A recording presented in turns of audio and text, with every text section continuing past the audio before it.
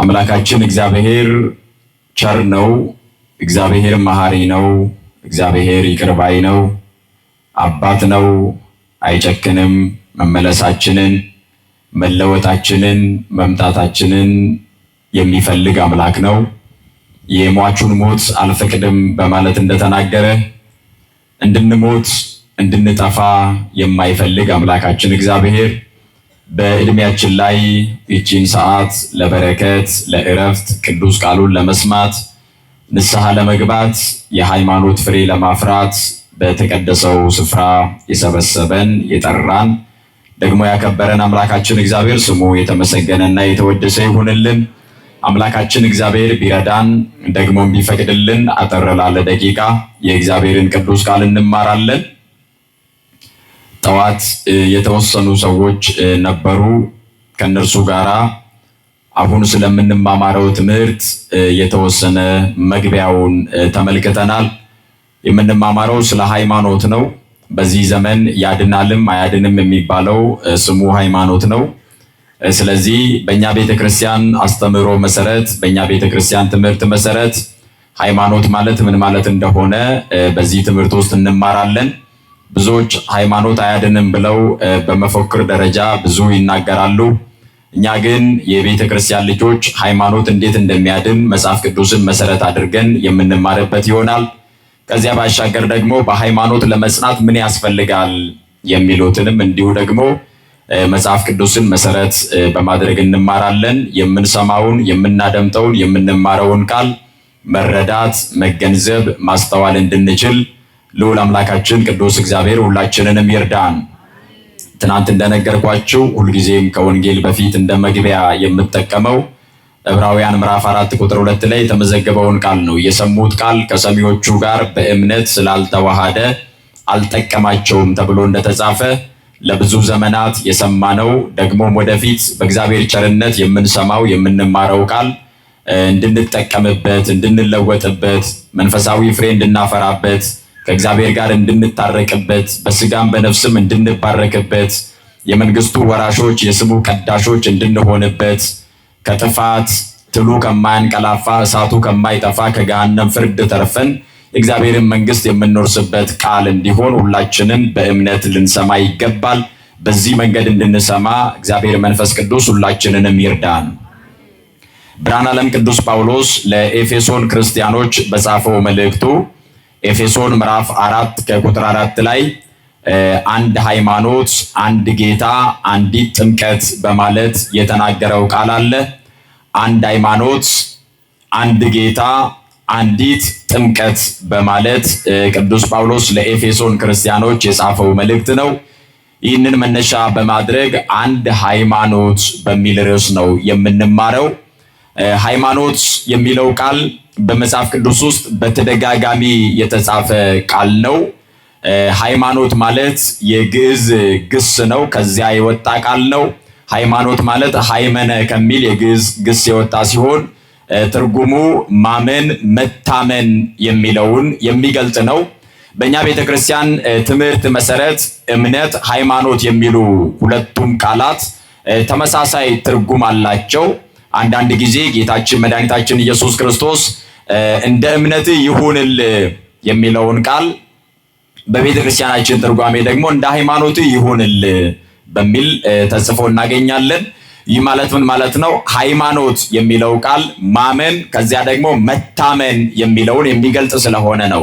ማመን ማንን ነው? እግዚአብሔርን ነው። ሁላችሁ እንደምታውቁት ይህን የረገጥነውን መሬት፣ የምናየውን ሰማይ፣ የሚታየውን የማይታየውን ሁሉ ካለመኖር ወደ መኖር አምጥቶ የፈጠረ አንድ አምላክ እግዚአብሔር አለ ብለን እናምናለን። ማን አለ?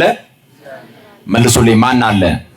ይህንን እግዚአብሔርን እናምነዋለን። እናምነዋለን ብቻ ሳይሆን እናምነዋለን ብለን ስንናገር አምላክ እንደሆነ እናምናለን፣ ፈጣሪ እንደሆነ እናምናለን። ይህንን ሁሉ የሚታየውን የማይታየውን የፈጠረ አምላክ እንደሆነ እናምናለን። ደግሞ ካለመኖር ወደ መኖር ያመጣ አምላክ ነው። እኛንም ደግሞ በራሱ መልክና ምሳሌ የፈጠረን አምላክ ስለሆነ ስለ ሃይማኖት ስንነጋገር በመጀመሪያ ደረጃ የምናምነው እግዚአብሔርን ነው። እግዚአብሔር ማን ነው ብለን ነው የምናምነው? እግዚአብሔር ፈጣሪ ነው። እግዚአብሔር የሁሉ አስገኝ ነው። ይህንን አምላክ ማንነቱን ክብሩን፣ አምላክነቱን፣ ፈጣሪነቱን የምናውቀው የምንረዳው በሃይማኖት ነው። በምንድነው አልኳችሁ? አሁን ቀስ እያልን እየተረዳነው ነው የምንሄደው። ይሄንን መሬት የፈጠረ የምናየውን ሰማይ የፈጠረ የሚታየውን የማይታየውን የፈጠረ እኛን ሁላችንንም ትናንት ማታ እንደተነጋገርነው በራሱ መልክና ምሳሌ የፈጠረን ደግሞ የሁሉ አምላክ የሆነ የሁሉ አባት የሆነ አምላካችን እግዚአብሔር መኖሩን ብዙዎች እግዚአብሔር የለም ብለው በዚህ ዘመን የተነሱ የሚናገሩ አሉ። እግዚአብሔር መኖሩን ደግሞ አለ የምንለው አምላክ ሁሉን ቻይ መሆኑን፣ ሁሉን የፈጠረ አምላክ መሆኑን፣ ሁሉን ያበጃጀ አምላክ መሆኑን፣ የሁሉም የበላይ መሆኑን፣ የሁሉም አስገኝ መሆኑን ዓለም ሳይፈጠር ዘመን ሳይቆጠር ያለ የነበረ ዓለምን የፈጠረ ደግሞ ዓለምን አሳልፎ የሚኖር አልፋና ኦሜጋ ፊተኛውና ኋለኛው መጀመሪያውና መጨረሻው እርሱ መሆኑን መጽሐፍ ቅዱስ ይነግረናል ማለት ነው። ስለዚህ የምናምነው አምላካችን እግዚአብሔር የምናመልከው አምላካችን እግዚአብሔር ሰዎች በሃይማኖት በእምነት ካልሆነ በስተቀር በመመራመር ይህንን አምላክ ሊረዱት አይችሉም። ይሰማችኋል አይደለ? እግዚአብሔር ከሁላችን ጋር ይሁን። እግዚአብሔርን የምናውቀው እግዚአብሔርን የምንረዳው በሃይማኖት ነው። በምንድነው አልኳችሁ? መልሱልኝ። በምንድነው? ያለ ሃይማኖት እግዚአብሔርን ማወቅ፣ ያለ ሃይማኖት እግዚአብሔርን መረዳት፣ ያለ ሃይማኖት ነገረ እግዚአብሔርን ማወቅ አይቻልም። ስለዚህ ሃይማኖት ማለት እግዚአብሔርን ማመን፣ ለእግዚአብሔር መታመን ማለት ነው። እግዚአብሔርን ስናምነው ደግሞ አምላክነቱን፣ ፈጣሪነቱን፣ እግዚአብሔርነቱን ሁሉ የተረዳነው ደግሞም የተቀበልነው በሃይማኖት ነው። በምንድነው አልኳችሁ?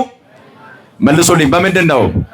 በሃይማኖት። ያለ ሃይማኖት እግዚአብሔርን ማወቅ አይቻልም። ኢዮብ እንደዚህ ይላል። መጽሐፈ ኢዮብ ምዕራፍ 11 ቁጥር 7 ላይ የእግዚአብሔርን ጥልቅ ነገር ልትመረምር ትችላለህን ይላል። ልብ በሉ። የእግዚአብሔርን ጥልቅ ነገር ልትመረምር ትችላለህን? ወይስ ሁሉን የሚችል አምላክን ፈጽመ ልትመረምር ትችላለህን? ከሰማይ ይልቅ ከፍ ይላል፣ ምን ልታደርግ ትችላለህ? ከሲኦልም ይልቅ ይጠልቃል፣ ምን ልታውቅ ትችላለህ? ርዝመቱ ከምድር ይልቅ ይረዝማል፣ ከባህርም ይልቅ ይሰፋል። እርሱም ቢያልፍ ቢዘጋም ጉባኤንም ቢሰበስብ የሚከለክለው ማን ነው? ይላል ኢዮብ። መጽሐፈ ኢዮብ ምዕራፍ 11 ከቁጥር 7 ጀምሮ እስከ ቁጥር 10 ድረስ ያለውን ተመልከቱ። የእግዚአብሔርን ጥልቅ ነገር ልትመረምር ትችላለህን አለ። ከሰማይ ይልቅ ከፍ ያለ ነው። ምን ያለ ነው? ተናገሩ። ምን ያለ ነው? ስለዚህ ምን ልታደርግ ትችላለህ አለ። ከሲኦልም ይልቅ ይጠልቃል፣ ምን ልታውቅ ትችላለህ? አይደለም እርሱን በእውቀት መርምረ ልታውቀው ይቅርና እርሱ የፈጠረውን እንኳን አውቀ ልትጨርስ አትችልም። ከምድር ይልቅ ይረዝማል፣ ይሰፋል፣ ምን ልትረዳ ትችላለህ? ምን ልታውቅ ትችላለህ? ይህንን ሁሉን ያከናወነውን አምላክ፣ ሁሉን የፈጠረውን አምላክ፣ እርሱ የፈጠራቸውን ፍጥረታት በመመልከት በማየት እርሱን በማመስገን አምላክነቱን በማመን ፈጣሪ እንደሆነ በማመን የሁሉ አምላክ እንደሆነ አምነን በእምነት ካልተቀበልን በቀር በእውቀት ምን ልታደርግ ትችላለህ አለና ኢዮብ ምዕራፍ 11 ከቁጥር 7 እስከ 10 ድረስ ጠየቀና ቀጥሎ ደግሞ ኢዮብ ምዕራፍ 12 ከቁጥር 7 ጀምሮ እንደዚህ ይላል። አሁን ግን እንስሶችን ጠይቅ ያስተምሩህማል ይላል። ምን ያደርጉህማል? መልሱልኝ። ምን ያደርጉህማል? ያስተምሩህማል። የሰማይንም ወፎች ጠይቅ ይነግሩህማል። ወይም ለምድር ተናገር እሷም ታስተምርሃለች። የባህርም ዓሣዎች ይነግሩሃል የእግዚአብሔር እጅ ይህን እንዳደረገ ይላል። የማን እጅ? እንስሶችን ጠይቅ ማለት በሬውን ሄደ ማን ፈጠረ በለው ማለት አይደለም። ወፎችን ጠይቅ ማለት እናንተ ወፎች ማን ነው የፈጠራችሁ ብለህ ጠይቅ ማለት አይደለም። ለምድር ተናገር ማለት ለዚህ ለማይናገር ለማይጋገር ምድር ቀኑን ሙሉ ብትጮ ጎሮሮ ይሰነጠቃል እንጂ ምንም ለውጥ አታመጣም። እሱም አይደለም። ስለዚህ ኢዮብ ምንድነው እያለ ያለው ካላችሁ የእንስሳትን አኗኗር ተመልከቱ። በምድር ላይ የሚርመሰመሱትን፣ በሰማይ የሚበሩትን፣ በባህር የሚኖሩትን የባህር አሶችን ጠይቅ ይነግሩህም አላለ። በባህር ውስጥ የሚኖሩትን አሳዎች ለአንዳንዶቹ መኖሪያቸው ነው፣ ለአንዳንዶቹ መሞቻቸው ነው። አሳ በባህር መኖሪያው ነው። ከባህር ከወጣ መኖር አይችልም፣ መተንፈስ አይችልም። የሰው ልጅ ግን በባህር ውስጥ ሊቆይ አይችልም ተአምር ካልሆነ በስተቀር። ልክ እንደ ዮናስ በአሳ አንበሪ ሆድ ውስጥ 3 ቀንና 3 ሌሊት እንደቆየ። ስለዚህ ኢዮብ ምንድነው ያለ ያለው? በሰማይ የሚበሩትን፣ በባህር ጥልቀት ውስጥ የሚኖሩትን፣ በምድር ላይ የሚንቀሳቀሱትን ሁሉ ብትመረምራቸው፣ በማስተዋል ብትመለከታቸው እነዚህን ሁሉ የፈጠረው እግዚአብሔር ነው። ማን የፈጠረው? መልሱልኝ። ማን የፈጠረው? እግዚአብሔር ነው የፈጠረው። ይሄንን የምንቀበልበት መንገድ ሃይማኖት ይባላል። ምን ይባላል አልኳችሁ? ተናገሩላችሁ። ምን ይባላል? ሃይማኖት። ሰዎች ይሄንን አልተረዱትም ወገኖቼ። አንድ ጥቅስ ይዘው አንድ የተቆረጠች ሐሳብ ይዘው እርሷን ከመጠየቅ አውዱን ከመረዳት መነሻ ታሪኩን ከመጠየቅ ይልቅ የተወሰነችዋን ሐሳብ ይዘው ብዙ የስህተት ጎዳና ውስጥ ይገባሉ። ሃይማኖት እግዚአብሔርን ማመን፣ ሃይማኖት ለእግዚአብሔር መታመን ነው። ሁሉን የፈጠረውን አምላክ ያወቅንበት መንገድ፣ ሁሉን የሚያኖረውን እግዚአብሔርን ያወቅንበት መንገድ፣ ሁሉን የሚመግበውን አምላክ ያወቅንበት መንገድ ሃይማኖት ይባላል። ምን ይባላል አልኳችሁ? መልሱልኝ። ምን ይባላል? ሃይማኖት። ያለ ሃይማኖት ግን ማወቅ አይቻልም። ዕብራውያን ምዕራፍ 11 ከቁጥር 1 ጀምሮ ብርሃነ ዓለም ቅዱስ ጳውሎስ እንደዚህ ይላል፣ እምነትም ተስፋ ስለምናደርገው ነገር የሚያስረግጥ የማናየውንም ነገር የሚያስረዳ ነው ይላል። እስኪ እምነትም በሉ ተናገሩ። እምነትም ተስፋ ስለምናደርገው ነገር የሚያስረግጥ የማናየውንም የሚያስረዳ ነው። ምን የሚያደርግ ነው?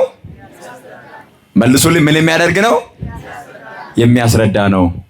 ያላየነውን ነገር ያየነው በእምነት ነው።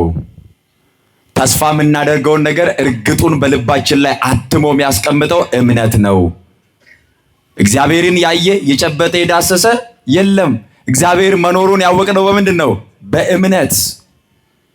እግዚአብሔር ዓለማትን እንደፈጠረ እርሱ ሰማይ ሲዘረጋ ምድርን ሲያጸና የሚታየውን የማይታየውን ሲፈጥር በቃሉ ሲናገር ምድር ታብቅል ብሎ ሲናገር ማን ነበር ከእርሱ ጋራ? ማን ነው ይህንን ቃል የሰማ? በእምነት ነው ያወቅነው። አያችሁ፣ በሃይማኖት ነው ይህንን የምንረዳው። ያለ ሃይማኖት ይህንን መረዳት አይቻልም። ያለ እምነት ይህንን ማወቅ አይቻልም።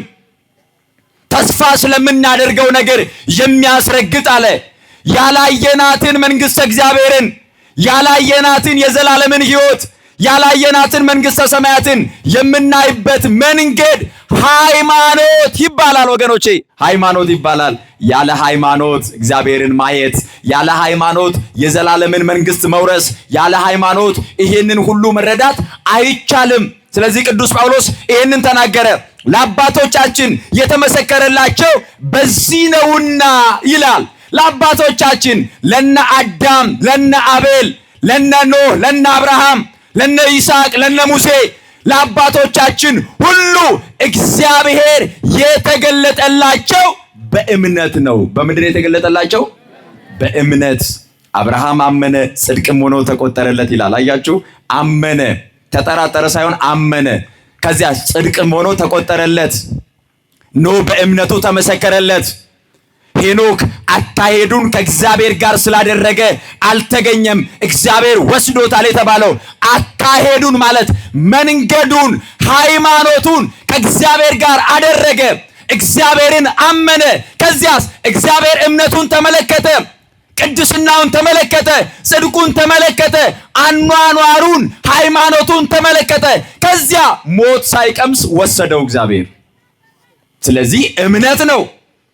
ይሄንን ሰው በሃይማኖት ነው የሚረዳው። ቅዱስ ጳውሎስ ዕብራውያን 11 ከቁጥር 1 ጀምሮ እንደዚህ አለ፣ ለአባቶቻችን አለ የተመሰከረላቸው በዚህ ነውና ዓለሞች በእግዚአብሔር ቃል እንደተዘጋጁ፣ ስለዚህም የሚታየው ነገር ከሚታዩት እንዳልሆነ በእምነት እናስተውላለን አለ። በምን እናስተውላለን? ይኸውላችሁ ይሄ ማለት ቀለል ባለ ቋንቋ የሚታዩት ከሚታዩት እንዳልሆነ ማለት ይሄ የምናየው ነገር ሁሉ ካለመኖር ካልነበረበት ወደ መኖር እንደመጣ ያወቅነው በእምነት ነው። በምንድን ነው አልኳችሁ? ስለዚህ እምነት ያስፈልጋል አያስፈልግም? ሃይማኖት ያስፈልጋል አያስፈልግም? ሃይማኖት መጽሐፍ ቅዱሳዊ ነው ወይስ አይደለም? መጽሐፍ ቅዱሳዊ ነው። በሃይማኖት እናስተውላለን አለ፣ በእምነት እንገነዘባለን አለ። የሚታየው ነገር ካለመኖር ወደ መኖር እንደመጣ በእምነት እናስተውላለን አለ ቅዱስ ጳውሎስ። ከዚያ ቀጥሎ ሲዘጋ እንደዚህ አለ፣ ያለ እምነት እግዚአብሔርን ደስ ማሰኘት አይቻልም። ያለምን መልሱልኝ፣ ያለምን ማንን ደስ ማሰኘት? ማንን ደስ ማሰኘት? እግዚአብሔርን ደስ ማሰኘት አይቻልም።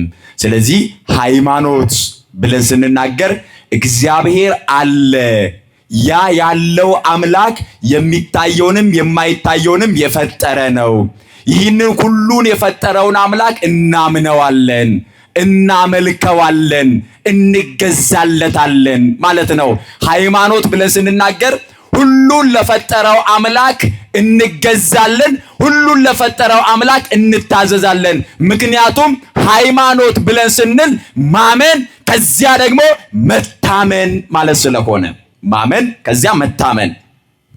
ሁሉን የፈጠረውን እናምነዋለን፣ ሁሉን ለፈጠረው ደግሞ እንታመናለን።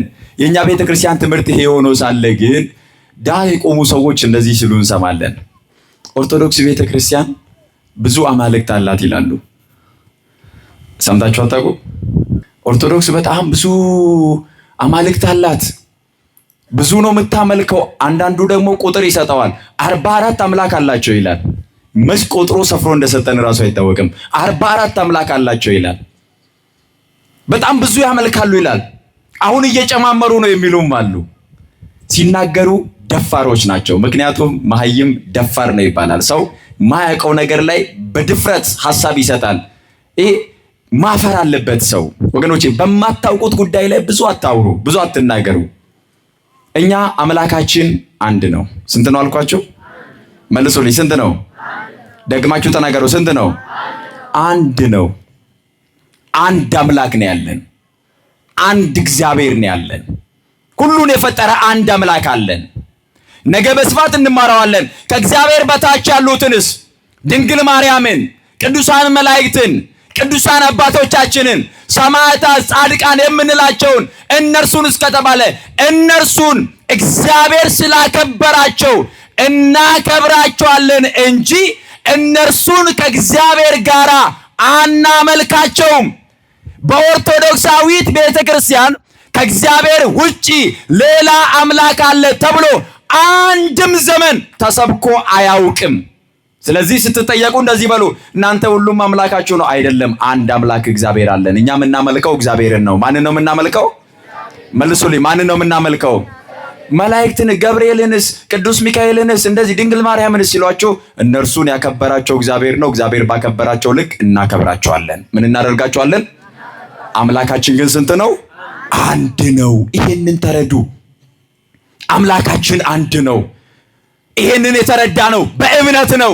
ይሄንን የተገነዘበው በእምነት ነው። ስለዚህ ይህንን አምላካችንን ይህንን ፈጣሪያችንን እግዚአብሔርን እናምነዋለን ካልን እርሱን ደስ ለማሰኘት ደግሞ እምነት ያስፈልጋል። ያለ እምነት እግዚአብሔርን ደስ ማሰኘት አይቻልም ተብሎ ተጽፏልና ይሄ የምናምነው አምላካችን እግዚአብሔር፣ ሁሉን የሚችለው አምላክ እግዚአብሔር፣ የሚታየውን የማይታየውን የፈጠረ እግዚአብሔር፣ ሁሉን የሚቆጣጠር አምላክ እግዚአብሔር ቅዱስ ነው፣ መንፈስ ነው፣ ሁሉን ቻይ ነው፣ በሁሉ ቦታ የሚገኝ ነው ብለን ባህሪውን መገለጫዎቹን የምንናገርለት አምላክ እግዚአብሔር እርሱን እንድናገለግለው እርሱን እንድናመልከው ደግሞ ሃይማኖት ሰጥቶናል። ምን ሰጥቶናል አልኳቸው?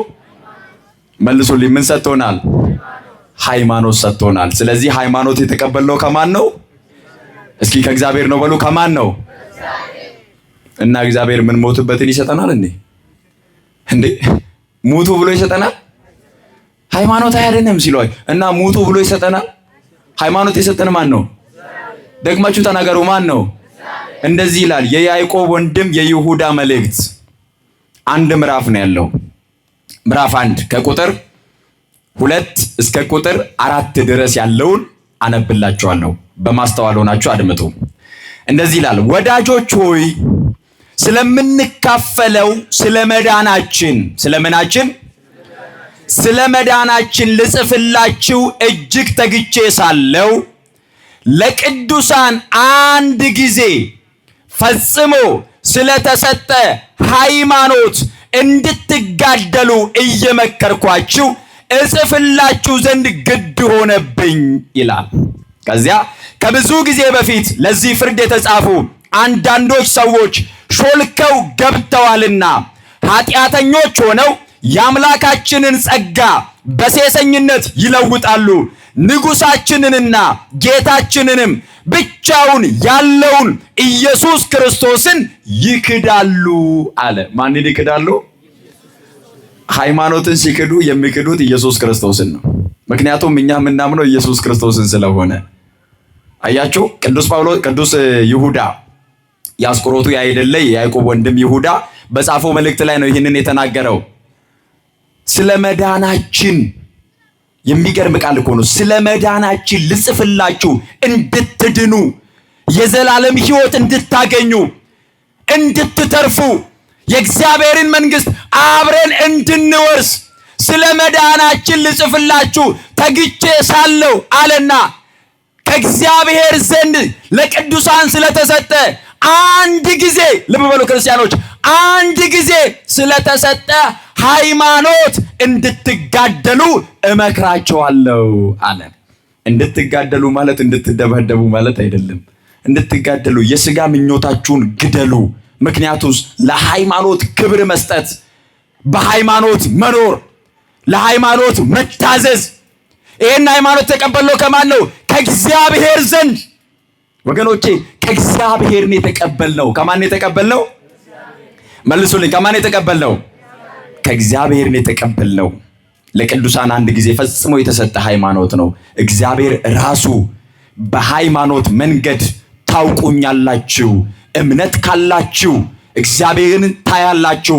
የሚያምን ልብ ያለው ሃይማኖት ያለው የእግዚአብሔርን ክብሩን፣ የእግዚአብሔርን አምላክነቱን፣ የእግዚአብሔርን ምሕረቱን፣ የእግዚአብሔርን ማዳን መረዳት ይችላል። ሃይማኖት ያለው መመልከት ይችላል። ይሄንን መንገዱን ያዘጋጀልን፣ ይሄንን መንገድ የሰጠን አምላካችን እግዚአብሔር ነው። ስለዚህ እግዚአብሔር ሃይማኖት የሰጠን እንድንድን ነው። ምን እንድንሆን ነው? መልሱልኝ። ምን እንድንሆን ነው? እንድንድን፣ መዳን እንድናገኝ። በዚህ ሃይማኖት ውስጥ ደግሞ የሚገርማችሁ እኛ ድነን ብቻ እንድንቀር እኮ አይደለም፣ ሌሎቹንም ደግሞ እንድናድን ቅዱስ ይሁዳ ይናገራል። እንደዚህ ይላል። አንድ ምዕራፍ ነው ያለው ብያቸዋለሁ። ቁጥር 19 ላይ በደንብ ተከታተሉ። እነዚህ ይላል የሚለያዩ ሥጋውያንም የሆኑ መንፈስም የሌላቸው ሰዎች ናቸው። እናንተ ግን ወዳጆች ሆይ፣ እናንተ በደንብ ስሙ። እናንተ ግን ወዳጆች ሆይ ከሁሉ ይልቅ በተቀደሰ ሃይማኖታችሁ፣ ምን ባለ ሃይማኖታችሁ ተናገሩ። ምን ባለ ሃይማኖታችሁ? በተቀደሰ ሃይማኖታችሁ፣ ንጽሕት ቅድስት በሆነች ሃይማኖት ማለት ነው። በተቀደሰ ሃይማኖታችሁ ራሳችሁን ለማነጽ እየተጋችሁ በመንፈስ ቅዱስም እየጸለያችሁ ወደ ዘላለም ሕይወት የሚወስደውን የጌታችንን የኢየሱስ ክርስቶስን ምሕረት ስትጠባበቁ በእግዚአብሔር ፍቅር ራሳችሁን ጠብቁ አለ። ማንን ጠብቁ? አያችሁ፣ በተቀደሰ ሃይማኖት ውስጥ ስትኖሩ ከዚህ ከተቀደሰው ሃይማኖት ወደ ረከሰው መንገድ የሚወስዷችሁ አሉ። ስለዚህ ራሳችሁ ምን በሉ? ጠብቁ በሉ። እስኪ ጠብቁ። በተቀደሰ ሃይማኖታችሁ ስትኖሩ ራሳችሁን ጠብቁ።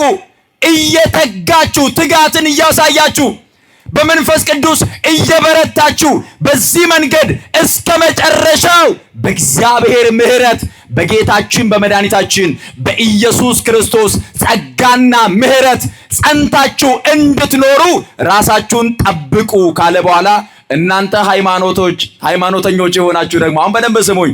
እዚህ ጋር በተቀደሰ ሃይማኖታችሁ ብሎናል። ስለዚህ ሃይማኖተኞች ነን። ምኖች ነን አልኳቸው። በጣም ብዙ ዘመን እኛን ይሄ እንድንሸማቀቅ ለማድረግ እርሱ ሃይማኖተኛ ነው፣ እርሱ ወገኛ ነው፣ እርሷ ሃይማኖተኛ ናት ተብለናል። አዎ ሃይማኖተኞች ነን። ምንድነን አልኳቸው? ተናገሩ። ምንድነን? በቃ ሃይማኖት አለን። እኛ ከሃዲ አይደለንም፣ ተጠራጣሪ አይደለንም። ሃይማኖት አለን። እግዚአብሔርን እናምናለን። ያውም ያለን ሃይማኖት የተቀደሰ ሃይማኖት ነው። በተቀደሰ ሃይማኖታችን ስንኖር ምን እናድርግ? ቅዱሱ እንደዚህ ይላል፣ አንዳንዶች ተከራካሪዎችንም ውቀሱ። ምን አድርጉ? አንዳንዶችንም ከእሳት ነጥቃችሁ አድኑ ይላል። እናንተ በሃይማኖት ድናችኋል። እናንተ በሃይማኖት እየዳናችሁ ነው። እናንተ በሃይማኖት ትድናላችሁ። እናንተ በሃይማኖት ከእግዚአብሔር ጋር ታርቃችኋል። እናንተ በሃይማኖት በትጋት በጸሎት በተቀደሰች ሃይማኖት ቆዩ። ራሳችሁን ጠብቁ። የሥጋ ስሜቶቻችሁን እየገደላችሁ በጾምና በጸሎት እየበረታችሁ በሃይማኖታችሁ ቀጥሉ። ነገር ግን አለ በዚህ ሃይማኖት ውስጥ ያላችሁ እናንተ ሌሎቹንም ደግሞ ከእሳት ነጥቃችሁ አድኑ አለ። ምን አድርጉ አለ? አሁን እኛ ምንጮህ ወደን አይደለም፣ ሰዎችን ለማዳን ነው። እዚህ ሃይማኖት ውስጥ የሌሉትን፣ እዚህ ህብረት ውስጥ የሌሉትን ሃይማኖት ታውቃላችሁ። በአንድ ሃይማኖት ውስጥ ያለን ሁላችንም በህብረት ነው ያለነው። በምንድን ነው ያለነው? መልሱልኝ። በምንድን ነው ያለነው? ቲቶ ምዕራፍ 1 ቁጥር 4 ላይ ቅዱስ ጳውሎስ ለመንፈስ ልጁ ለቲቶ በጻፈው ደብዳቤ እንደዚህ አለ፣ በሃይማኖት ህብረት እውነተኛ ልጄ ለሚሆን ለቲቶ አለ። በሃይማኖት ህብረት። በምን ህብረት? ስለዚህ ቅዱስ ጳውሎስ ሃይማኖተኛ ነው፣ ያምናል። ከዛ የሚያምነው ቅዱስ ጳውሎስ ሃይማኖት ያለው ቅዱስ ጳውሎስ ለልጁ ምን አለ? በሃይማኖት ህብረት እውነተኛ ልጄ ለሚሆን ለቲቶ። ከየት መጣ ታዲያ ሃይማኖት አያድንም የሚባል ንግግር? ከየት መጣ ታዲያ ሃይማኖት ኋላ ቀርነት ነው የሚባለው ንግግር? ከየት መጣ ታዲያ እርሱ ሃይማኖተኛ ነው ተብሎ ማጥላላት? ይሄ ሁሉ ሾልኮ የገባ የጥፋትና የስህተት ትምህርት ነው።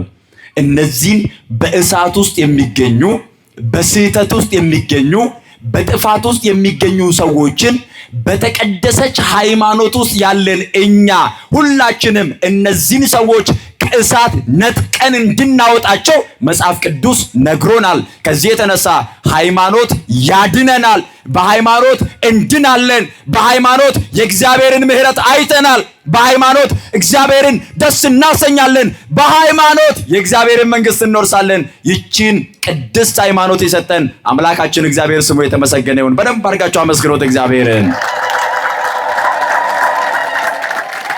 ይሄ ነው ካልን ሃይማኖት ይሄ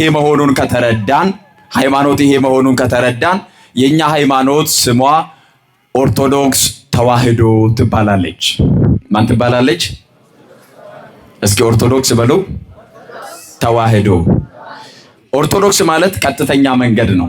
ቀጥተኛ እምነት፣ ቀጥተኛ መንገድ፣ ቀጥተኛ ህይወት፣ ቀጥተኛ እውነት ነው። ኦርቶዶክስ ብለን ስንናገር ቀጥተኛ መንገድ፣ ሐሰት የሌለበት፣ ቅልቅል የሌለበት፣ ስህተት የሌለበት፣ ምንም አይነት ግራና ቀኝ ወለም ዘለም የማይል እውነተኛ የእግዚአብሔርን መንግስት የሚያወርስ ቀጥተኛ መንገድ እያለን ነው። ይህንን ኦርቶዶክስ የሚለውን ስያሜ ሌሎች የውጭ ዓለማትም ላይ ያሉት ይጠቀሙበታል። የኛ ቤተክርስቲያን ደግሞ ኦርቶዶክስ ብለን ከዚያ ተዋህዶ እንላለን። ምን እንላለን? መልሶልኝ። ምን እንላለን? ተዋህዶ የሚለው ቃል ትናንት ማታ ስንማር በደንብ አስተውላችሁት ከሆነ ቃል ስጋ ሆነ ብለን ስንናገር በተዋህዶ አምላክ በስጋ የተገለጠው በተዋህዶ ነው። ከመቤታችን ከቅድስት ድንግል ማርያም ከስጋዋ ስጋ ከነፍሷ ነፍስ ነስቶ የዘላለም አምላክ ፍጹም ሰው ሆኖ ተገለጠ ብለን ስንናገር በተዋህዶ ነው። በምንድን ነው አልኳችሁ? መልሱልኝ። በምንድን ነው? በተዋህዶ ነው። ስለዚህ ኦርቶዶክስ ተዋህዶ ብለን ስንናገር አሁን በደንብ ስሙኝ።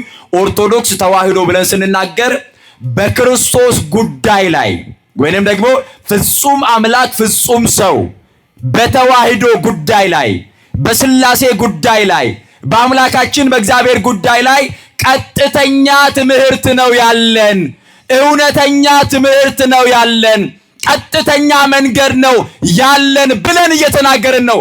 ኦርቶዶክስ ተዋህዶ ብለን ስንናገር በክርስቶስ ጉዳይ ላይ ያለን ትምህርት ቀጥተኛ ነው እያለን ነው። ምንድነው እያለን ነው? እስኪ ቀጥተኛ ነው በሉ። ቀጥተኛ ነው። እኛ ለምንጠየቀው ጥያቄ በየቀኑ አዳዲስ መልስ አንሰራም። አንዴ ተጽፎ ያለቀ ትምህርት ነው። አዲስ አንመሰርትም። አንድ ጊዜ የተመሰረተ ነው። የመሰላቸውን ሰዎች እርሱም ሲመስለው ወደሱ እየተሳብን ያኛውም እንደዚህ አይነት ጫወታ የለም። እኛ ቤተክርስቲያን ውስጥ ተጽፎ ጥንቅቅ ብሎ ያለ ነው። ስለዚህ ምን እያልን ነው? ኦርቶዶክስ ተዋህዶ ስንል በክርስቶስ ጉዳይ ላይ ቀጥተኛ ትምህርት አለን። ይሄንን ትምህርት ከተቀበላችሁ የዘላለም ሕይወት ታገኛላችሁ። ካልተቀበላችሁ ደግሞ ወደ ፍርድ ትጣላላችሁ። ቀጥተኛ ነው። አንተን እንዲመች ያንተ ስሜት ያንተ ፍላጎት እንዲመቸው ተብሎ የሚቀየር የሚለዋወጥ ትምህርት የለም። ቀጥተኛ ትምህርት ነው ያለን። ቀጥተኛ እውነት ነው ያለን። ቀጥተኛ መንገድ ነው ያለን። ምክንያቱም እኛ ኦርቶዶክሳውያን ነን። እኛ ምንድን አላልኳቸው? ክብርና ምስጋና ለአምላካችን ለእግዚአብሔር ይሁን። በእውነት ኦርቶዶክሳዊ ተዋህዶ ቤተክርስቲያን ውስጥ እንድንኖር ያደረገን እግዚአብሔር። ስለዚህ ይህንን ስንናገር በዚች ቀጥተኛ መንገድ በዚች ቀጥተኛ ሃይማኖት በዚህ እውነተኛ ጎዳና እንድንኖር ደግሞ እግዚአብሔር ቤተክርስቲያን ሰጥቶናል። ምን ሰጥቶናል አልኳቸው? እስኪ ቤተክርስቲያን በሉ። ቤተክርስቲያን ማለት የክርስቲያን ቤት ማለት ነው። በደንብ ስሙኝ ይኸውላችሁ። ቤተክርስቲያን ማለት የማን ቤት ማለት ነው? የክርስቲያን ምን ቤት? ይሄኛው ቤተክርስቲያን ትልቁ ቤተክርስቲያን ነው። የቃል ኪዳኑ ታቦት ያለበት፣ ቅዱስ ሥጋውና ክቡር ደሙ የሚፈተትበት፣ ስብሐተ እግዚአብሔር የሚደርስበት፣ እግዚአብሔር የሚመለክበት፣ ቅዱሳን መላእክት ያሉበት፣ ቅዱሳን አባቶቻችን ረድኤታቸው በረከታቸው ቃል ኪዳናቸው ያለበት የተከበረ ቤት ነው። ከዚህ ውጪ ደግሞ የእያንዳንዳችን ቤት የክርስቲያን ቤት ነው። የማን ቤት ነው አልኳችሁ? ትንሿ ቤተ ክርስቲያን ይባላል በአባቶቻችን አነጋገር፣ በሊቃውንቱ ትንሿ ቤተ ክርስቲያን። ለምሳሌ ከግራም ከቀኝም የአሕዛብ ቤት ቢኖርና እንደው መሀል ላይ አንድ ኦርቶዶክስ ቢኖር ይሄ ቤት የክርስቲያን ቤት ነው ይባላል። የማን ቤት ነው ይባላል? መልሱልኝ። የማን ቤት ነው? የክርስቲያን ቤት ነው። የክርስቲያን ቤት ነው ማለት ትንሿ ቤተ ክርስቲያን ነው። ወገኖቼ ቤተ ክርስቲያን ውስጥ እየኖርን ነው ማለት እኮ ነው። ግን ሐሜተኞች ነን፣ ግን ተሳዳቢዎች ነን፣ ግን ዘረኞች ነን። የት ውስጥ እየኖርን? ቤተ ክርስቲያን ውስጥ እየኖርን። ቤተ ክርስቲያን ውስጥ እየኖርን ቤቱን እንደ ቤተ ክርስቲያን የሚያከብር ምን የሚያደርግ? መልሱልኝ። ምን የሚያደርግ? ምክንያቱም የእግዚአብሔር ስም የሚጠራበት ጸሎት የሚቀርብበት ቤት ስለሆነ የራሱን ቤት እንደ ቤተ ክርስቲያን የሚያከብር፣ ቤተ ክርስቲያንን ደግሞ እንደ ቤቱ የሚወድ። ለምሳሌ አንድ ሰው መጥቶ ቤታችሁን ልሸጠው ነው ቢል እኮ አሳልፋችሁ አትሰጡም አይደለ? ላባችሁ ነው፣ ቤታችሁ ነው፣ ገንዘባችሁ ነው፣ ጉልበታችሁ ነው፣ ስንት ዋጋ የከፈላችሁበት ነው። እዛ ጋር ነፍሳችሁ ይጠፋል እንጂ ቤታችሁን አሳልፋችሁ አትሰጡም። ምክንያቱም ገንዘባችሁ ነው፣ ትወዱታላችሁ ቤታችሁን። ልክ እንደዚያው ከዛ በላይ ቤተክርስቲያንን መውደድ አለበት አለ። ትክክለኛ አነጋገር ነው፣ ትክክለኛ ነው። እኛ ቤታችንን እንደ ቤተክርስቲያን ማክበር። እኛ ቤት ውስጥ ውሸት አስፈላጊ አይደለም። እኛ ቤት ውስጥ ዝሙት አስፈላጊ አይደለም።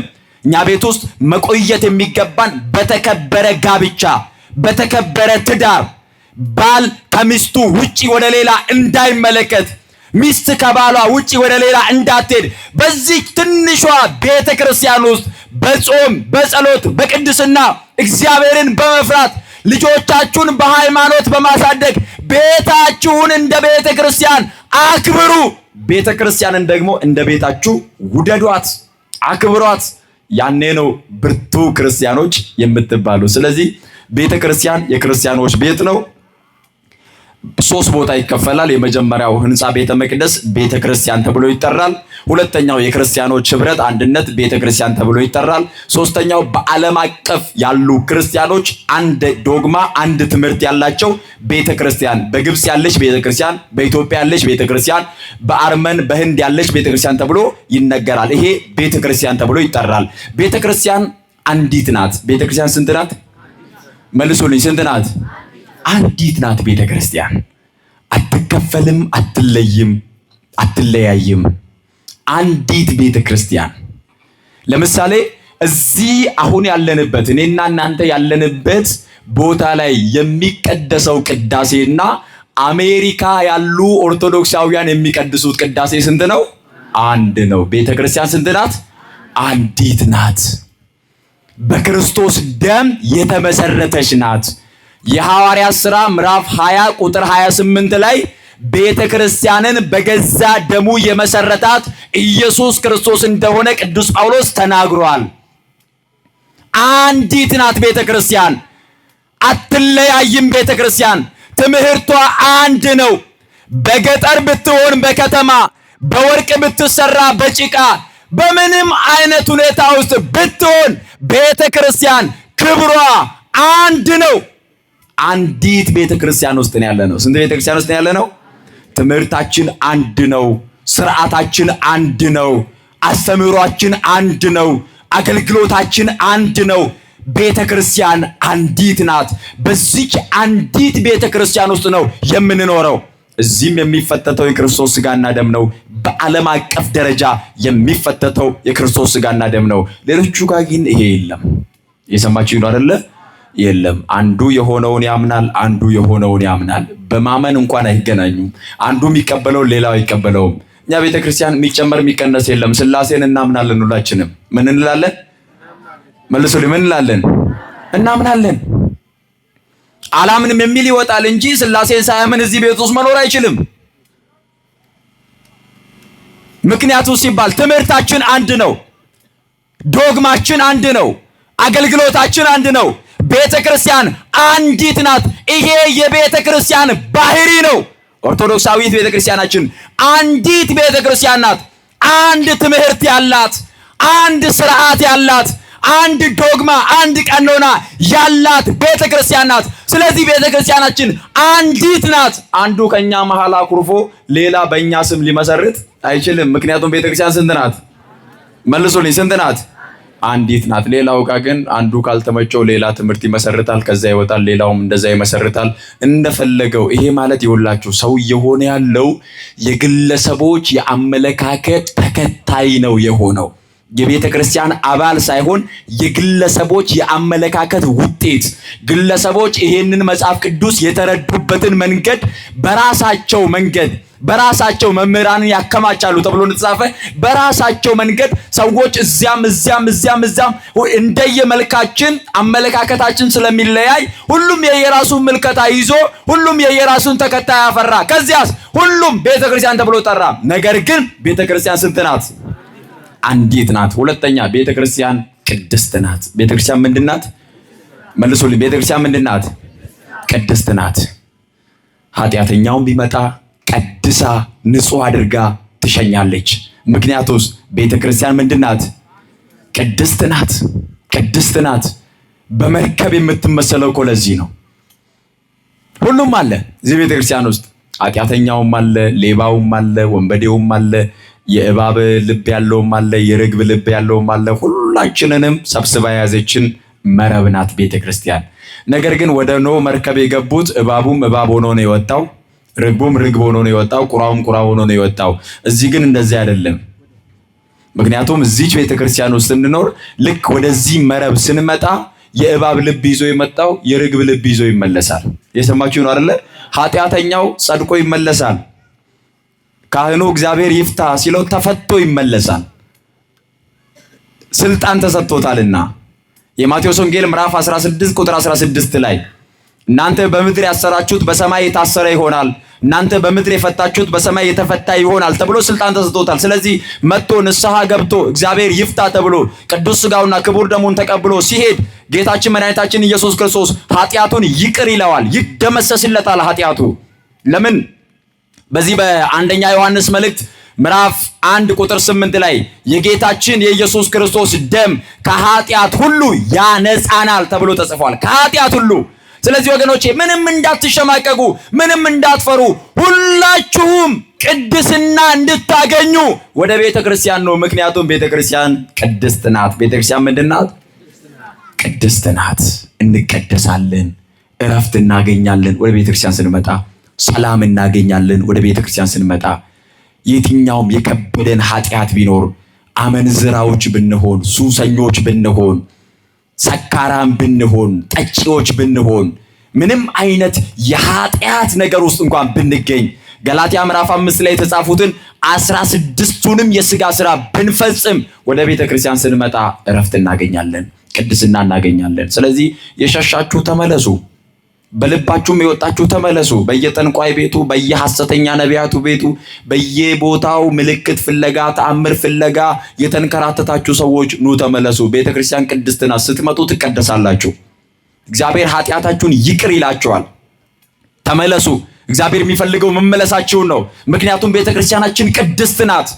ኃጢአተኞች ተሰብስበው ተቀድሰው የሚወጡባት የጌታችን የመድኃኒታችን የኢየሱስ ክርስቶስ ቅዱስ ሥጋውና ክቡር ደሙ ያለበት። አያችሁ፣ ይህንን ቅዱስ ሥጋና ክቡር ደሙን ስንቀበል ኃጢአታችን ተደምስሶ በቅድስና ወደ ቤታችን እንመለሳለን። ቤተክርስቲያን ቅድስት ናት። ሶስተኛ፣ ቤተክርስቲያን የሁሉም ናት። የማን ናት አልኳችሁ? መልሱልኝ። የማን ናት አልኳችሁ?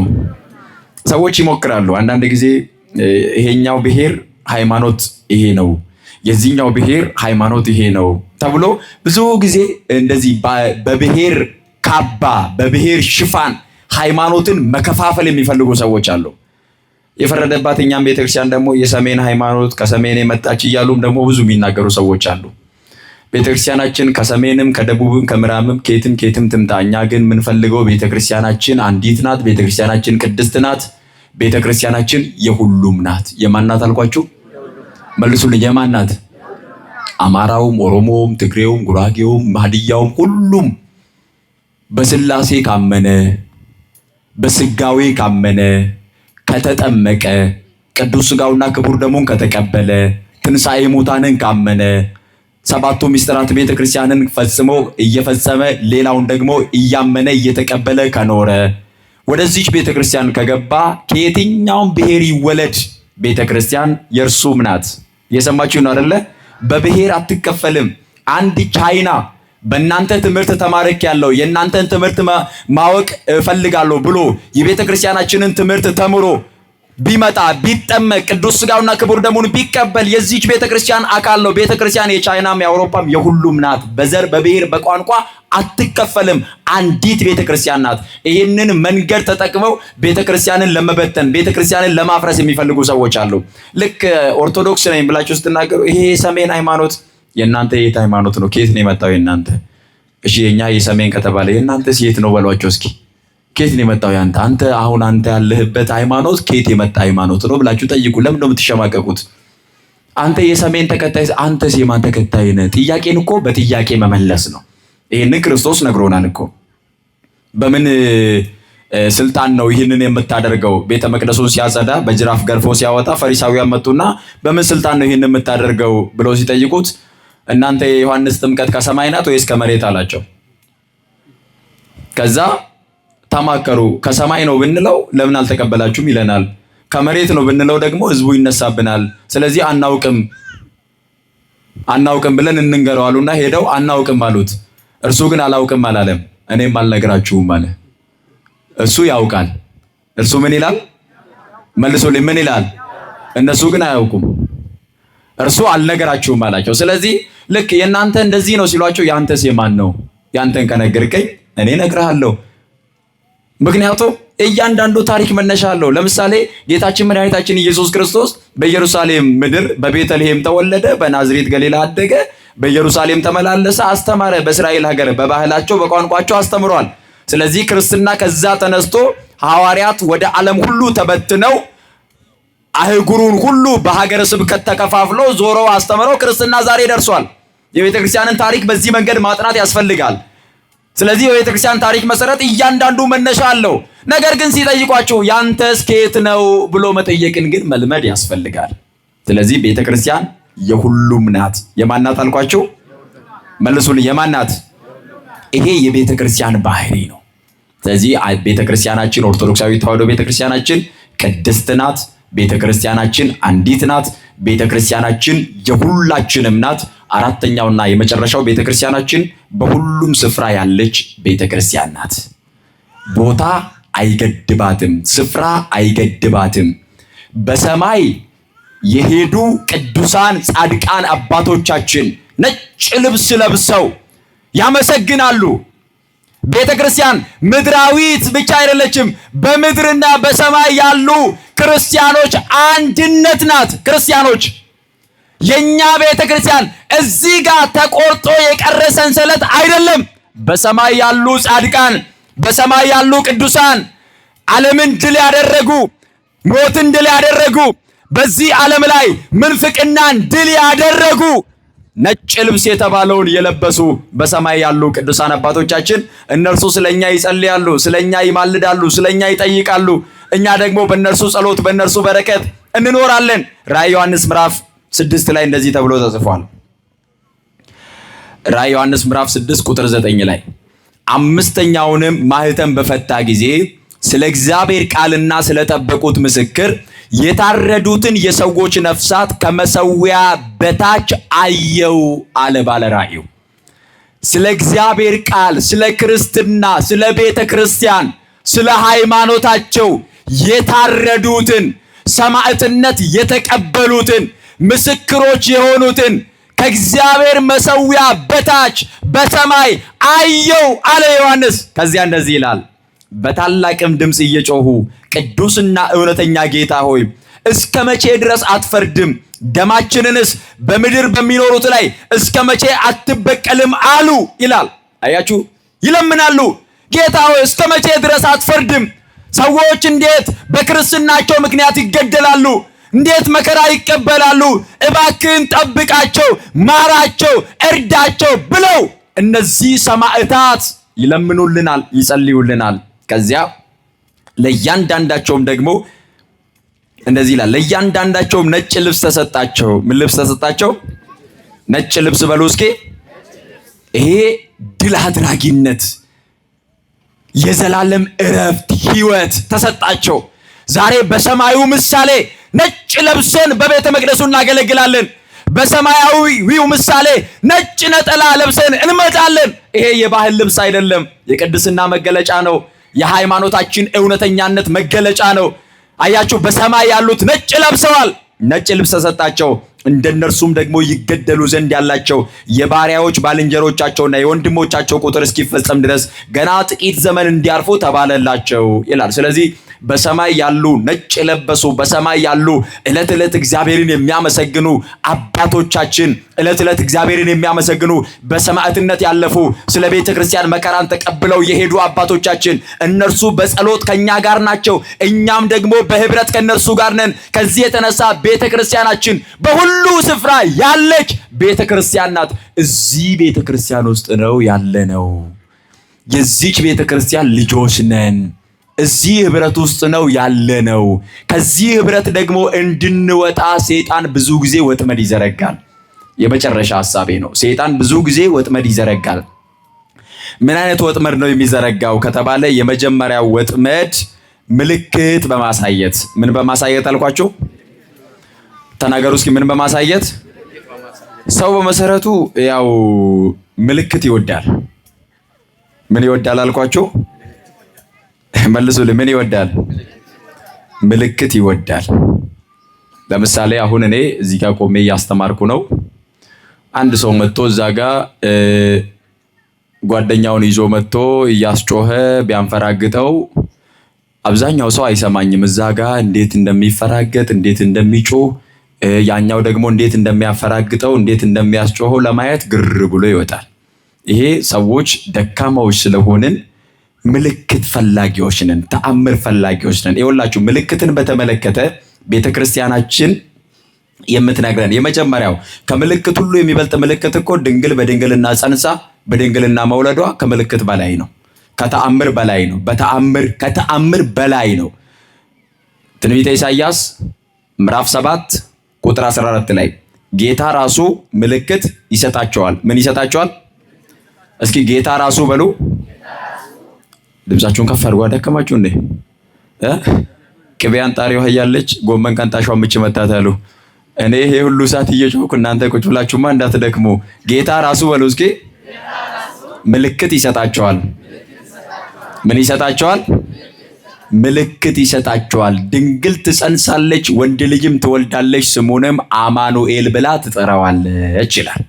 ስለዚህ የእመቤታችን የቅድስት ድንግል ማርያም ጌታን ፈጣሪን አምላክን በድንግልና ጸንሳ ሳትጸንሰው ድንግል ናት፣ ስትወልደው ድንግል ናት፣ ከወለደችውም በኋላ ድንግል ናት።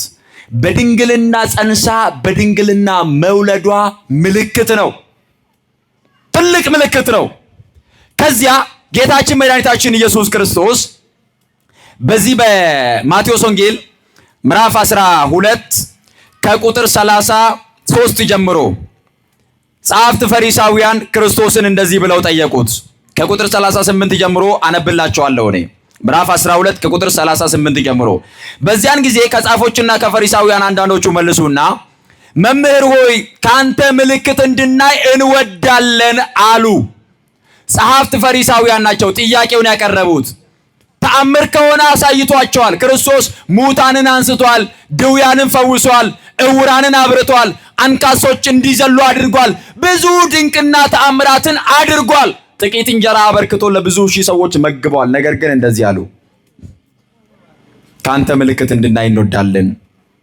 እርሱ ግን መልሶ እንዲህ አላቸው፣ ክፉና አመንዝራ ትውልድ ምልክት ይሻል፣ ከነቢዩ ከዮናስ ምልክት በቀር ሌላ ምልክት አይሰጠውም አለ ይላል። የመጀመሪያው የተናገረው ክርስቶስ ክፉና አመንዝራ ትውልድ ምልክት ይሻል። ምንና ምን? ክፉና አመንዝራ በሉ እስኪ። ምንና ምን? ክፉና አመንዝራ ትውልድ ምን ይሻል?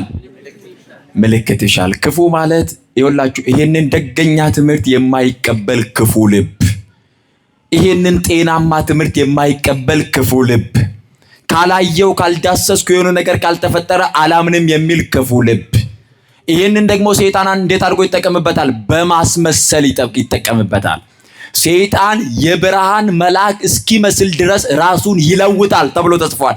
የብርሃን መልአክ እስኪመስል ድረስ ራሱን ይለውጣል። መልአክ መስሎ መታየት ይችላል ሰይጣን። አባቶቻችንን እየፈተነ የነበረው በዚህ መንገድ ነው። መልአክ መስሎ ይታያል ሰይጣን። አዳምና ሔዋንን ፈትኗቸዋል በዚህ መንገድ። መልአክ መስሎ ጸሎታቸውን እየሰማ መስሎ ከእግዚአብሔር ጋር የሚያስታርቅ እየመሰለ ሰይጣን ብዙ ነገር ያስታል። ከሰማይ እሳት የሚያወርድ ይመስላቸዋል። ተአምር የሚያደርግ ይመስላል። አይምሮ እያደነዘዘ አይን እያፈዘዘ ተአምር የሚመስል ነገር እያሳየ ራሱን እየለዋወጠ መንፈስ ስለሆነ ስለማይጨበጥ ስለማይዳሰስ እየታየ እየመሰለ እያስመሰለ ሐሰተኛ የሐሰት አባት ስለሆነ ከራሱ አመንጭቶ ሐሰትን እየተናገረ በሰዎች ላይ አድሮ ሐሰትን እያስተማረ ብዙ ነገር እያደረገ ከቤተ ክርስቲያን ሰዎችን ይለያል። የሚለዩ ሰዎች በልባቸው ክፋት ካለባቸው ለዚህ ምልክት ተጋላጮች ይሆናሉ። ሁለተኛ አመንዝራ ይላል። አመንዝራ በእግዚአብሔር ላይ ሌላ ማምለክ፣ ከእግዚአብሔር ውጪ ሌላ መፈለግ፣ ምልክት መፈለግ። ለምሳሌ በቀላሉ ቤተ ክርስቲያን ውስጥ ሰዎች ጸበል ሲጠመቁ አጋንንት ካለባቸው ይጮሃሉ። ምን ይሆናሉ? መልሱልኝ። ምን ይሆናሉ? ይጮሃሉ። በዚህ መንገድ በየገዳማቱ ባለው ቃል ኪዳን በየአድባራቱ ብዙ ተአምራት ተከናውነዋል። ሰዎችም ድነዋል። ከብዙ በሽታ ከብዙ ደዌ ድነዋል። ሰይጣን ይሄንኑ ከርበት ታደረገውና ውሃ ግዙኝ አለ አይደለ? በነፃ የነበረውን ውሃ ግዙኝ አለ። ሰዎች እኛ ቤት ሲመጡ ጸበልን ውሃ ነው ምናምን ይላሉ። ከዛ ሄደው 1 ሊትር ውሃ በ1000 ብር ይገዛሉ እና እሱ ቤንዚን ነው ናፍጣ ነው? ውሃ ነው አይደለ? እኛ በነፃ ስናቀርበው ርካሽ ነው። እዚያ ጋር በ1000 ብር ሲቀርብ ደግሞ ፈዋሽ ነው። እንዴት ይሆናል? ለምንድን ነው የምንታለለው? ለምንድን ነው የምንታለለው? ቤተ ክርስቲያን በነፃ ያቀረበችውን ኑና ዳኑ እያለች ምልክት ተአምር ነው የምትፈልጉ። ስንት እውር ነው የበራው? እኛ ቤተ ክርስቲያን ስንት ድዊ ነው የተፈወሰው? ስንት ተአምር ነው የተከናወነው? ሰዎች ይህንን ሁሉ አይመለከቱም። ለምን? ክፉ ልብ ስላላቸው። እግዚአብሔር ልባችንን መልካም ያደርግልን። አሜን በሉ፣ አሜን በሉ። ስለዚህ ጌታችን ኢየሱስ ክርስቶስ ክፉና አመንዝራ ትውልድ ምልክት ይሻል፣ ከዮናስ በቀር ግን ምልክት አይሰጠውም። ዮናስ አለ በአሳ ሆድ ውስጥ 3 ቀንና 3 ሌሊት እንደነበረ እንዲሁ የሰው ልጅ አለ ራሱን ነው ክርስቶስ በምድር ልብ ውስጥ 3 ቀንና 3 ሌሊት ይቆያል አለ። ከዚያ ደግሞ ይነሳል አለ። ክርስቶስ በዝግ መቃብር ከሞት መነሳቱ ከምልክት በላይ እኮ ነው። በሕቱም ድንግልና መወለዱ ከምልክት በላይ እኮ ነው። በድንግልና ተወለደ፣ በዝግ መቃብር ከሞት ተነሳ፣ በዝግ ቤት ገባ። ይሄ እኮ ትልቅ ምልክት ነው። በወንጌል ተጽፎ ያለ እውነት ነው። ይሄንን እያወቀ ሰው፣ ይሄንን እያነበበ ሰው፣ ይሄንን እየተማረ ሰው ይኸውላችሁ በድንግልና ተወልዶ በዝግ መቃብር ከሞት ተነስቶ በዝግ ቤት ገብቶ ሰላም ለእናንተ ይሁን ያለውን ጌታ እያመለከ እርሱን እያመነ የውሃ የጨውና የምናምን ነገር ፍለጋ የሚንከራተት ከሆነ አመንዝራ ነው፣ ክፉ ልብ ነው ያለው። ይህንን መረዳት ያስፈልጋል። ይህንን አምኖ ቤተክርስቲያን ውስጥ መቆየት ያስፈልጋል። ስለዚህ ሰይጣን ከዚህ ቅድም ባህሪዋን መነሻውን በስፋት ስለተማርነው ትምህርት ከዚህ እውነተኛ ህብረት ሰይጣን እኛን መለየት የሚፈልገው የመጀመሪያው ምልክት እያሳየ ነው። ግን በምልክት ከቤተክርስቲያን ልንወጣ አይገባም፣ አይገባም። ሁለተኛው የስህተት ትምህርት ነው። የምን ትምህርት ነው አልኳችሁ? መልሱልኝ። የምን ትምህርት ነው? የስህተት ትምህርት ነው። ከቤተ ክርስቲያን እንድንወጣ የሚያደርገን ሌላው ነገር የስህተት ትምህርት ነው። ይኸውላችሁ አንድ በጣም መያዝ ያለባችሁ ነገር በኦርቶዶክሳዊት ተዋህዶ ቤተ ክርስቲያን ላይ ለሚነሱ ጥያቄዎች ሁሉ ቤተ ክርስቲያን መልስ አላት። ቤተ ክርስቲያን ምን አላት? እስኪ ተናገሩ። ቤተ ክርስቲያን ምን አላት? መልስ አላት። ይኸውላችሁ አንድ ሰው አላወቀም ማለት ቤተ ክርስቲያን አታውቅም ማለት አይደለም። እኔ አልመለስኩትም ማለት ቤተ ክርስቲያን አትመልሰውም ማለት አይደለም። ቤተ ክርስቲያን የተማሩ ያወቁ በደንብ መጻሕፍትን የተረጎሙ በመንፈስ ቅዱስ እየተመሩ የጻፉ የ2000 ዓመት መምህራን አላት ቤተ ክርስቲያን። ከዚያ በፊት ደግሞ የብሉይ ኪዳን መምህራንን ሁሉ የምትቀበል ቤተ ክርስቲያን ቅዱስ ጳውሎስ እንደተናገረ በነቢያትና በሐዋርያት መሰረት ላይ ታንጻቸዋል እንዳለ በነቢያት ትንቢት፣ በሐዋርያት ስብከት፣ በሰማዕታት ደም፣ በሊቃውንት ትምህርት፣ በአባቶቻችን ትርጓሜ በዚህ ሁሉ ላይ ተመስርተናል። ስለዚህ ቤተ ክርስቲያን መልስ አላት። አንድ ነገር ስትጠየቁ እኔ ላላውቀው እችላለሁ፣ ግን ቤተ ክርስቲያን መልስ አላትና አባቶችን ጠይቄ እመልሳለሁ በሉ። እስኪ ትንሽ እርጋታ ይኖረን። ለምንድን ነው ሿሿ የምንሰራው? አዲስ አበባ ውስጥ ሿሿ የሚባል ሌብነት አለ። በቃ ወከባ ያበዙባቸዋል። ለምሳሌ ሙሉ ታክሲ ሌባ ይሳፈራል። ምናልባት ስትመጡ ጠንቀቅ እንድትሉ በዚህ አጋጣሚ ሙሉ ታክሲው ሌባ ነው። ከዛ ልክ እናንተ ቆማችሁ ታክሲ እየጠበቃችሁ ያለ ይመጣል ሌባው። ታክሲው ይመጣና ፊት ለፊታችሁ ይቆማል። የት ነው የምትሄደው? ና ግባ ይላል። ከዛ ትገባለህ። ከዛ በኋላ ታክሲ ውስጥ ያሉትን ሰዎች አይተህ ሳትጨርስ በደቂቃ ብዙ ተአምር ይፈጠራል። በሩን ይመታዋል። አጠገብ ያለው ሰውዬ ይገፋሃል። ከዛ ያኛው ክላክስ ያረጋል፣ ያስጮሃል ምናምን። ወከባ ሲፈጠር ግራ እየተጋባ ሳለ ስልክህን ወስደዋል፣ ብር ወስደዋል፣ ብዙ ነገር ወስደዋል። ከዛ በኋላ ደግሞ ትርፍ ስለተጫንክ ትራፊክ ይቀጣኛል፣ ወርደ ተሻግረ ጠብቀኝ ይላል። እዛው ትወርዳለህ፣ ጥሎክ ያልፋል። ፋታ አይሰጣችሁም። ምንድነው? ሿሿ ነው። በዚህ ዘመን ያሉ ከቤተ ክርስቲያን ውጭ ያሉ ሰዎች ሿሿ እያደረጉ ነው። ፋታ አይሰጡም። 1-7-8 ጥቅስ አላቸው ከመጽሐፍ ቅዱስ። ቷ አድርጎ እሷን ይተኩሳሉ። ግራ ይገባሃል። ከዛ በኋላ ይሄ ነገር እውነት ነው እንዴ ብለህ ተከትለህ ትሄዳለህ። ሿሿ ነው የሰሩህ። አስተምረውክ አይደለም፣ መክረውክ አይደለም። የማሰቢያ ጊዜ እንኳን አይሰጡህም። ማርያምን ታመልካላችሁ፣ ሚካኤል ታመልካላችሁ፣ 44 አምላክ አላችሁ። መጽሐፍ ቅዱስ ግን እንደዚህ ይላል፣ አምላካችን አንድ ነው፣ ኢየሱስ ክርስቶስ ነው የሚያድነው። እናንተ ጸበል ያድናል፣ መስቀል ያድናል ትላላችሁ። መዳን ከኢየሱስ ውጪ በማንም በሌላ የለም ተብሎ ተጽፏል። ሸዋ ይሰሯቸዋል። ከዛ በኋላ የማሰቢያ ጊዜ የለም። ከሄድክ በኋላ ደግሞ ለመመለስ ድፍረት ይይዛል። ይኸውልህ በደንብ አድርጋችሁ ተጠንቅቃችሁ ተረጋግታችሁ እወቁበት። ሰዎች መጥተው ብዙ ነገር ሲናገሯችሁ እኔ አላነበብኩትም፣ ግን ቤተክርስቲያን ትክክል ናት፣ የቤተክርስቲያን አባቶችን እጠይቃለሁ።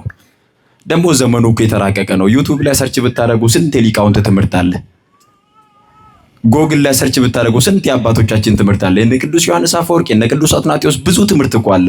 አንድ አፍታ ጽፋችሁ እኮ ይዘረግፍላችኋል። ቁጭ ብላችሁ ስሙ፣ ቁጭ ብላችሁ አንብቡ። ከዚያ በኋላ ቤተክርስቲያናችን ትክክል ናት፣ ይሄ ነገር ከኦርቶዶክሳዊ አስተምሮ አንፃር ምን ይመስላል ብላችሁ ብትጠይቁ የትኛውም የቤተክርስቲያን መምህር በግልጽ ያስረዳችኋልና ሸዋሸዋ ተሰርታችሁ ከዚህ ቅድስት ቤተክርስቲያን እንዳትወጡ እግዚአብሔር ሁላችሁንም ይርዳችሁ። አሜን በሉ። ማንም የቆመ ቢመስለው እንዳይወድቅ ይጠንቀቅ ነውና እግዚአብሔር ሁላችንንም ይርዳን፣ እግዚአብሔር ይጠብቀን። በሃይማኖታችን ጸንተን እንድንኖር አምላካችን እግዚአብሔር ሁላችንንም ይርዳን። ወስብሐት ለእግዚአብሔር። ይቆየን።